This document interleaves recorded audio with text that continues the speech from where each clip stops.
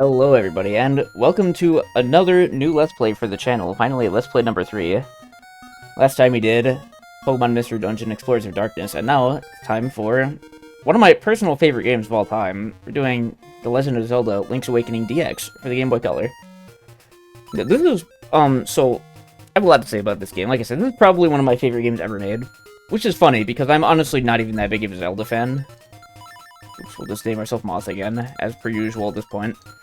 I'm not even that big of a Zelda fan. This is honestly the only Zelda game I particularly even care about, funny enough, but the original Game Boy version of Link's Awakening was actually one of the very first games I ever played as an extremely young kid.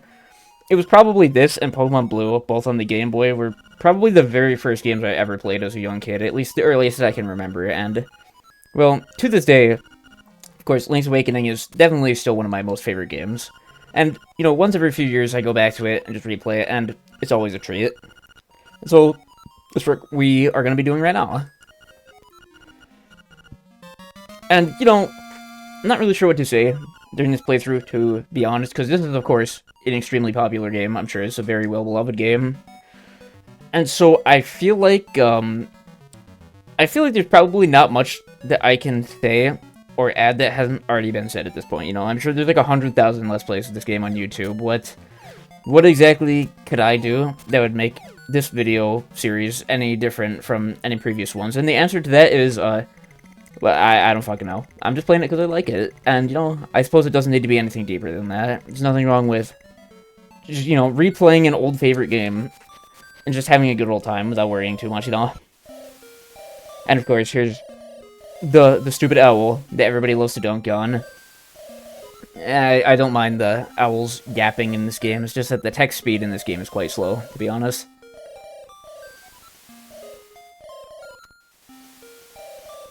Hoot. Well said, my boy, well said.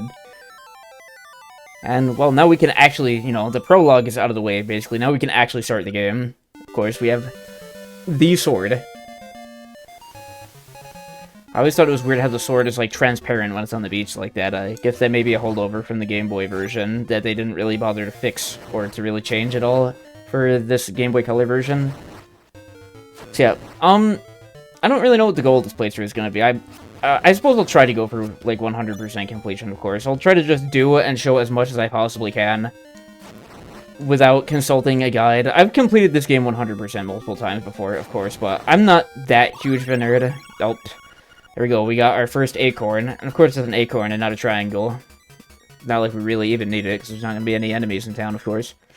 But anyway, what was I saying? I've completed this game fully before, and I'm going to try to show as much as I can, of course. It's just that I don't remember exactly where everything is in this game off the top of my head. Of course, I'm not like an encyclopedia on this game, you know. And I also don't want to have to break the recording to go like, oh, where do I find this collectible? Better go look it up, you know, so we're just going to play through at a normal pace and just try to find pretty much everything, because I remember where, like, most of everything is, of course, after playing this game so many times. I don't even know what I just said, don'tly. What the fuck, my god. I definitely don't remember exactly where every little last thing is, just, you know, all the cool stuff. And, well, this first episode, well, nah, I was going to say this first episode is going to be nothing special, but that's not true. This game, like, you know, we had just finished playing Pokemon Mystery Dungeon, of course, and that game, the first episode of that was like a whole hour long, because it takes fucking forever to actually just finally get through all the opening narration and story and dialogue and, like, tutorials and crap, and just finally be let off the leash to finally do shit. I mean, hell, it took several episodes for that to happen, but we're not gonna have to be dealing with that in this game. This game is much shorter and smaller in scale, so you pretty much just get thrown right into it, which I am definitely okay with. Not, you know, not that I'm trying to diss on Explorers of Darkness, of course. I love that game, but it can be very hard to replay the game because it takes so goddamn long for the game to, like, just finally let you free, you know? Anyway, of course, let's head on through this cave and find the toadstool. Wow.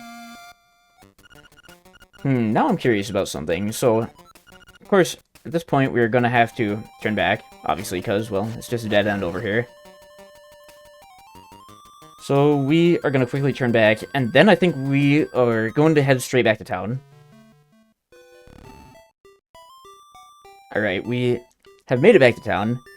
And so, first things first, we have several things to do here. The first things first is I'm gonna go play some mini-games. And I'm not going to attack that cuckoo there. That'd just be fucking rude. How about some fishing, little buddy? Oh, hell yeah. Of course, the most annoying part of the fishing is this. Every time you accept to go fishing, he gives you the little tutorial.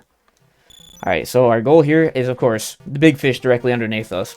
I'm not sure if it's actually possible to get the big fish without getting some of the smaller fish first. I've certainly never done it. You should try again. Wow. At least we get our rupees, like, slightly refunded here, you know? Oh shit, I did not mean to cast it out so far. No, it's okay, it's okay, we're fine. Just avoid having that little fish down there. Yeah, there we go. As easy as that. And we got our next piece of heart. And 20 rupees, so we made it out of this with even more money than we started. And there's some special dialogue if you fish up the entire pond, but I'm not gonna bother doing that. Right, yeah, so we are less than 10 minutes into the game and we already have 2 heart pieces. Like I said, this game is very compact. Now, there's another collectible over here we're gonna want to get, of course. The one that probably everybody knows about, because it's so obvious. We got our very first seashell, and that rupee and those flies are kind of like flickering a little bit. I say flies, I suppose those are probably supposed to be butterflies, aren't they? I guess I'm kind of dumb, but, you know, they don't have very many pixels to convey these kind of spreads. What are you talking to me about, kid? Just push all the buttons at once. See, this kid pissed me off when I was a kid playing, because I legit thought that he was, like, lying, because I was a dumb kid, and I wasn't actually able to press all the buttons at once. So I legit thought that he was just, like, lying and being stupid. I did not know it. But yeah, you can press A, B, start, select at the same time to, like, open a save screen. I don't know why it's so complex, but whatever. Anyway, trendy game time. So normally there's actually a thing of magic powder here, but surprisingly, I guess it's not surprising, but once you get the toadstool, like we did in the forest, the magic powder is actually gone. I probably should have just, I don't know, I guess it would have been more optimal to forego the toadstool and just get the magic powder right away, but this is going to be a pretty casual playthrough. I don't think it's that big of a deal.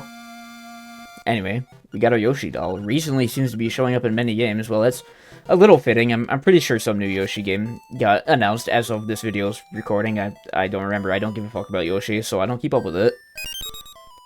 Anyway, now that we got our Yoshi doll, gonna head upstairs. It kind of bugs me that you slow down when walking upstairs in this game. It gets a bit annoying, especially since jumping does not, like, jumping up the stairs still slows you down. I want to say the Oracle's games, like the follow-ups to these, Oracle Seasons and Oracle of Ages, I want to say you can actually jump over stairs to not slow down, but I've not played those games very much. I don't really know what the general consensus on Oracles is, but I do know one thing. Like I said, this is like the only Zelda I really care about, and I'm not kidding. I've tried many other Zelda games, and I've never finished them for the most part, because they just don't do anything for me. This is really the only Zelda that really does like anything for me. And for what it's worth, I very much enjoyed this game, of course. Anyway, we got ourselves a ribbon from trading in that Yoshi doll, and now we can give it to the weird little, like, baby girl Bow Wow chain shop, I guess. Of course, that's one of the most famous aspects of this game, is the fact that basically all the characters that appear in this game, or a lot of the characters that appear in this game, are just, like, ripped from other Nintendo games, and I don't actually remember if this was true or not, but it's the story I've heard, so I'm just going to share it anyway. And if I'm wrong, then you can just crucify me in the comments, but the story being this game originally started off as, like, a Nintendo dev's, basically, like, personal ooh, sorry, I gotta cut myself off. We got our first piece of power, and now we can actually move fast, thank God. Pretty short-lived, though, because in the next screen, we're just going straight into this house, where we can trade the dog food for some bananas. I don't really understand this trade, but sure.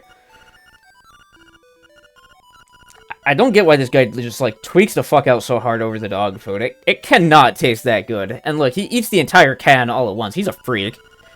Anyway, I'm getting sidetracked. What I was saying is, the story I've heard is that this game originally began as a Nintendo developer's, like, personal project on their own time, where they were just slapping a bunch of different characters together in, you know, in a game, in, like, a Zelda game, and just fucking around, basically. And the higher-ups, like, saw what he was working on and were genuinely impressed to the point where they're like, oh damn, that's a good idea. We're turning this into a real game. That feels like the story, like, you know, it doesn't feel like it's fake. per se, but that feels like the kind of story that people would share around, and it sounds believable enough that nobody would really question it, you know? I did not want to pick up that acorn. No, don't worry, I know it will reduce the damage I take by half. I got the memo, don't worry. Anyway, yeah, I don't know if that story about the development of this game is actually true. I don't remember. Because again, I feel like there are a lot of stories like that you'll hear, where it sounds plausible, so nobody's going to question it, even if it's not actually real. I can't exactly think of any examples just off the top of my head. But, you know, it's something that irks me a little. Whatever, I'm getting sidetracked. Anyway, I think we've about done everything we can in the town for now, so... I will catch you when we... Actually, you know what? Nah, I was gonna jump cut ahead, but this game's map is so small, we don't even need to do that. I'm sorry, I'm used to doing it every damn episode in Explorers of Darkness. Oh, this motherfucker.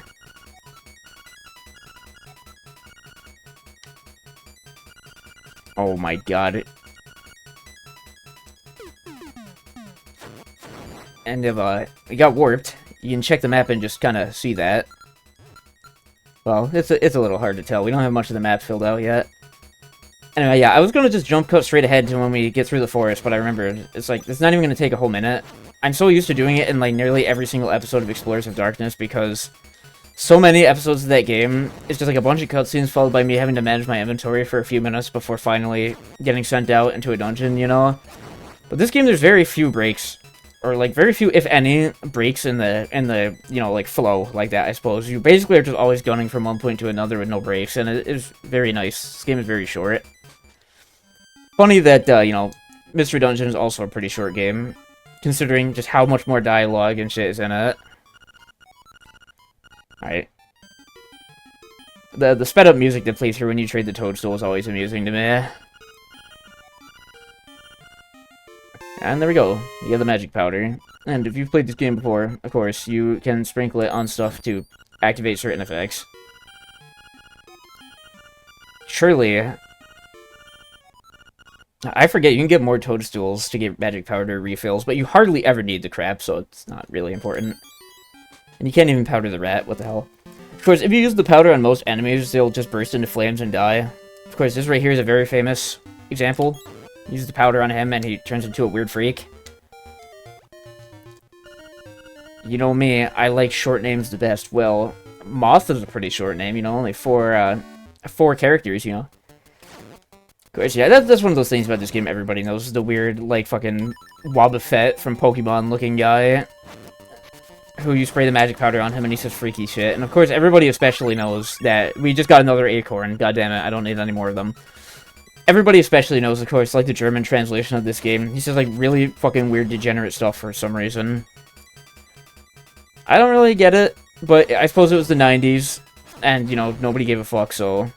who knows? Anyway, let's sprinkle some powder on the raccoon.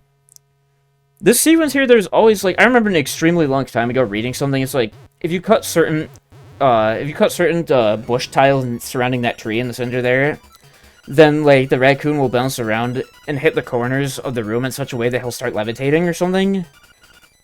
But I don't know if that was ever actually real, or if I'm just, like, schizophrenic and misremembering something. Anyway, whatever, we got the tail key, and now we can go to the first dungeon. How exciting is that? And of course, before we do that, we have to get stopped by the owl first, who tells us that we can go to the first dungeon, you know. Don't worry, I know. Anyway, that will be all for next time. That'll be all for this time, even. I can't call it for next time, because the next episode hasn't fucking happened yet, but anyway, next time we are gonna go explore the Tail Cave, so I will see you then.